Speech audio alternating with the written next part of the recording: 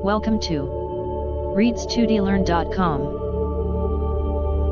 अस्सलाम वालेकुम दोस्तों and welcome to read study learn. मैं हूं इमरान सैयद और आज के इस लेक्चर में हम लोग सीखेंगे कि हम किस तरह से एक वेब पेज के ऊपर जो है फेविकन का आइकन जो है हम लोग डिस्प्ले कर सकते हैं।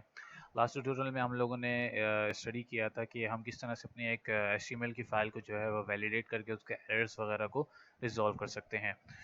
तो सबसे पहले हम क्या करेंगे कि हम अपना एक लेक्चर खोल लेते हैं जो जिस पे हम लोगों ने सबसे पहले काम किया था, जिसमें हम लोगों ने एक टेम्पलेट बनाया था पूरे वेब पेज का। इस टेम्पलेट के अंदर हम लोगों ने क्या किया था कि हमने इसके अंदर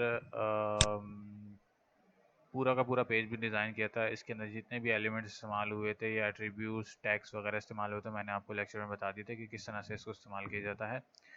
तो इसमें एक चीज़ तो आप यहाँ देख रहे हैं टाइटल, इसका भी मैं लेक्चर आपको बता चुका हूँ कि एक पेज वेब पेज का जो टाइटल होता है वो आप किस तरह से डिस्प्ले कर सकते हैं अपने ब्राउज़र या HTML के पेज के ऊपर।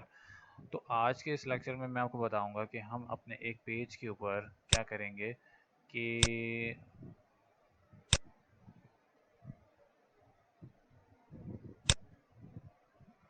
एक्चुअली यहाँ पर जो है इशू ये आ रहा है इस वक्त कि यहाँ पर ये आइकन जो है वो डिस्प्ले हो रहा है, लेकिन मेरी जो फाइल है इसके अंदर मैंने कहीं भी आइकन सेट नहीं किया है। तो मैं इसको ज़रा रिफ़्रेश कर रहा हूँ लेकिन ये यहाँ से रिमूव नहीं हो रहा। इसकी वजह ये होती है कि बाज़ औक़ात हमारे हिस्ट्री के अंदर जो है वो जो हमारा कोड होता है वो सेव हो जाता है, तो उसको रिफ़्रेश करने के लिए हमें हिस्ट्री क्लियर करनी पड़ती है।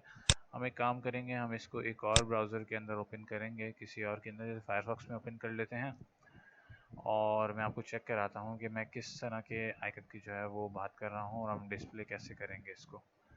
तो जैसे कि अभी यहाँ आप देख रहे हैं कि यहाँ पर इस वक्त करंटली कोई आइकन जो है वो डिस्प्ले नहीं हो रहा। तो क्या करेंगे, हम लोग आइकन के लिए कोड करेंगे। आइकन का कोड जो है बहुत आसान है, सिंपल टैग है। लिंक का टैग आप इस्तेमाल करेंगे, रिलेशन आप इसको बताएंगे कि हम क्या कर रहे हैं, आइकन लगा रहे हैं, ठीक है। आइकन बता देंगे, आप इसको कुछ भी टेक्स्ट लिख सकते हैं। आप यहाँ पर आइकन लिख दें, सेटिंग आइकन लिख दें, जो आपकी मर्जी चाहे। आप यहाँ पर रिलेशन बता देंगे इसको कि किस चीज़ का रिलेशन है ये टैग। फिर आप इसके बाद क्या करेंगे, एच रेफरेंस बताएंगे आप इसको और अपने टैग को क्लोज कर देंगे। एक चीज़ आपने ध्यान में रखनी है कि पहले होता ये था कि जो हमारा HTML4 या 4.5 जो भी था हमारा HTML का जो पुरानी लैंग्वेज थी HTML की, उसके अंदर ये था कि आपने जो भी आइकन लगाना है अपने वेब पेज के ऊपर, उसके अंदर एक फिक्स टाइप फाइल जो है वो इस्तेमाल होती थी। यानी कि जो हमारी फ़ाइल होती थी इमेज फ़ाइल, वो उसका जो एक्सटेंशन होता था वो डॉट आइको के नाम से होता था। आपको अपने इमेज को सबसे पहले आइको के अंदर कन्वर्ट करना होता था, फिर आप उसको अपने वेब पेज के अंदर सेट करते थे। लेकिन HTML5 के अंदर ये लिमिटेशन कुछ भी नहीं है। इसके अंदर आप किसी भी फाइल फॉर्मेट की जो फ़ाइल होती है वो साइज़ की आप इसके अंदर डिस्प्ले कर सकते हैं। सबसे पहले हम लोग आइको के नाम की फ़ाइल को जो है वो यहाँ पर डिस्प्ले करेंगे। मेरे पास इस फ़ोल्डर के अंदर आइको के नाम की एक फ़ाइल पड़ी हुई है, देखें इसका फाइल टैब है आइकन के नाम से, ठीक है। हम इसका नाम कॉपी करेंगे, ठीक है, और एच रेफरेंस में पेस्ट करके डॉट आइको का एक्सटेंशन हम इसको प्रोवाइड कर देंगे और इसको हम सिंपली यहाँ से सेव कर देंगे, ठीक है। सेव करने के बाद जब हम इसको दोबारा से रिफ्रेश करेंगे तो यहाँ पे क्या देखा आपने कि यहाँ पर हमारी आइको की फ़ाइल जो है वो यहाँ पर डिस्प्ले हो गई। इसी तरह से अब हम क्या करेंगे, एक और फाइल मैंने इसके अंदर रखी है जो कि है न्यू BTN के नाम से, और इसका आइकन फाइल टाइप जो है वो है PNG इमेज का। हम क्या करेंगे, इसको कॉपी करेंगे और यहाँ पेस्ट करके एक्सटेंशन टाइप दे देंगे कैपिटल के अंदर PNG के साथ। PNG का एक्सटेंशन दिया और फाइल का नाम दे दिया हमने। पीछे कुछ भी जो है हम लोगों ने बैकस्लैश डायरेक्टरी का कुछ भी रेफरेंस नहीं दिया, क्योंकि जो हमारा HTML का पेज है सेम इसी फोल्डर में पड़ा हुआ है जहाँ पर हमारी इमेज रखी हुई है। अब इसको दोबारा से चेक कर लेते हैं, ठीक है। रिफ्रेश किया तो इमेज हमारी यहाँ से चेंज हो गई। अब देख लेते हैं कि अगर हमारी ये फाइल्स जो हैं वो किसी फ़ोल्डर में पड़ी हैं, जैसे कि इमेज का एक फ़ोल्डर में बनाता हूँ और यहाँ से इन दोनों फाइल्स को उठा के मैं अंदर डाल देता हूँ, ठीक है। अब हम इसको ज़रा से रिफ़्रेश कर लेते हैं, लेकिन ये अभी फिर से डिस्प्ले करेगा क्योंकि इसकी हिस्ट्री जो है वो कॉल हो गई है। आज की हिस्ट्री हम लोग क्लियर कर देते हैं, डिलीट दिस पेज, और रिफ़्रेश करते हैं, माइट भी डिस्प्ले हो जाए, नहीं हुआ। रिफ़्रेश करते हैं, नहीं हुआ, ठीक है। करते ये हैं कि हम यहाँ से किसी और पेज को ब्राउज़र को रन करते हैं, जैसे IE को रन कर लेते हैं, इंटरनेट एक्सप्लोरर को। इंटरनेट एक्सप्लोरर जब हमने रन किया तो क्या हुआ हमारे पास कि सॉरी, इंटरनेट एक्सप्लोरर दोबारा खोलें। हमारे पास इंटरनेट एक्सप्लोरर में यहाँ पर कोई आइकन डिस्प्ले नहीं हो रहा। इंटरनेट एक्सप्लोरर का बाय डिफ़ॉल्ट आइकन यहाँ पर डिस्प्ले हो रहा है। अब आइकन हमने तो यहाँ पे फाइल का नाम दिया हुआ है, लेकिन क्या हुआ, डायरेक्टरी में वो फाइल यहाँ मौजूद नहीं है। डायरेक्टरी में वो फाइल कहाँ मौजूद है, इमेज के फोल्डर के अंदर। तो अब हमें इमेज के फोल्डर का रेफरेंस देना पड़ेगा। क्या करने के लिए, इमेज के फोल्डर का नाम n// लगाएंगे और newbtn.png के नाम से इसको सेव कर देंगे। Ctrl+S किया मैंने। अब इसको रिफ़्रेश करके चेक करते हैं कि आइकन सेट हुआ है या नहीं। रिफ़्रेश किया लेकिन आइकन डिस्प्ले नहीं हुआ। क्यों नहीं हुआ? अच्छा ठीक है, इंटरनेट एक्सप्लोरर में माइट भी हो सकता है कि PNG टाइप की फ़ाइल टाइप जो है वो सपोर्टिव ना हो। हम लोग आइको फाइल टाइप डाल के देख लेते हैं। ठीक है, Ctrl+S किया, सेव किया मैंने। इंटरनेट एक्सप्लोरर पे आया, इसको दोबारा से एंटर किया, रिफ्रेश किया, लेकिन फिर से डिस्प्ले नहीं किया इसने।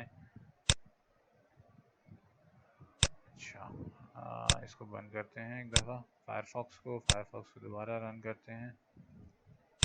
यहाँ से इसको हटाएंगे हम लोग। सिंपल icon.ico के नाम से इसको लॉन्च करेंगे हम फायरफॉक्स के अंदर।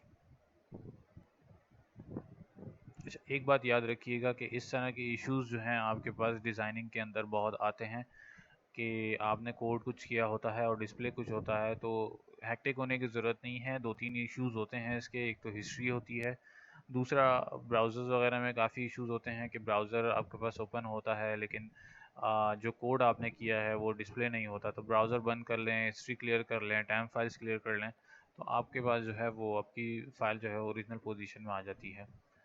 तो अब देख रहे होंगे यहाँ पर आइकन जो है यहाँ से रिमूव हो गया है। अब हम क्या करेंगे, दोबारा से अपने फोल्डर में जाएंगे। अब इमेज का हमें क्या करना है, इसको हमें डिस्प्ले करना है इसके अंदर। n// सेव करेंगे, दोबारा से रिफ्रेश करेंगे और हमारी फाइल यहाँ पे डिस्प्ले हो गई।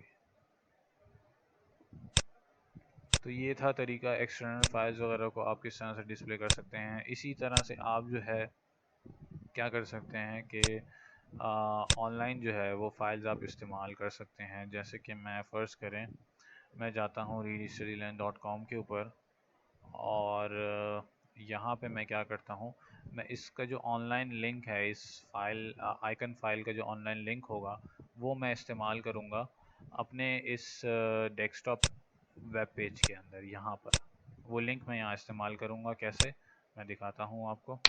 मैं इसके पेज सोर्स में जाऊँगा। ठीक है, यहाँ से मैं उस आइकन का लिंक जो है वो मैं कॉपी करूँगा।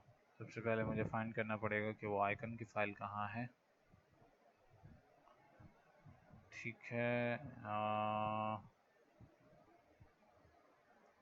यहाँ बहुत सारी फाइल्स हैं, को ढूंढना बड़ा मुश्किल है। शायद ये हो, इसी, जी बिल्कुल यही फाइल है, लेकिन ये किस नाम से है, PNG के नाम से है। तो मैं क्या करूँगा, मैं इस लिंक को यहाँ से कॉपी करूँगा।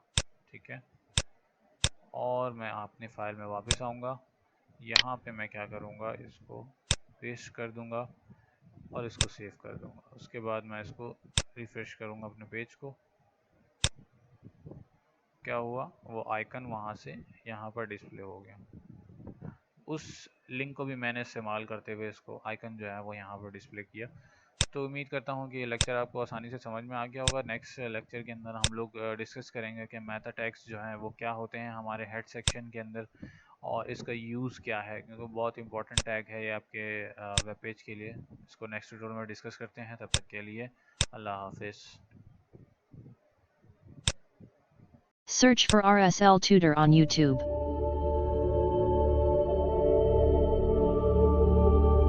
Click RSL Tutor. Now click on subscribe button. For getting instant update about our videos, don't forget to click on the bell icon.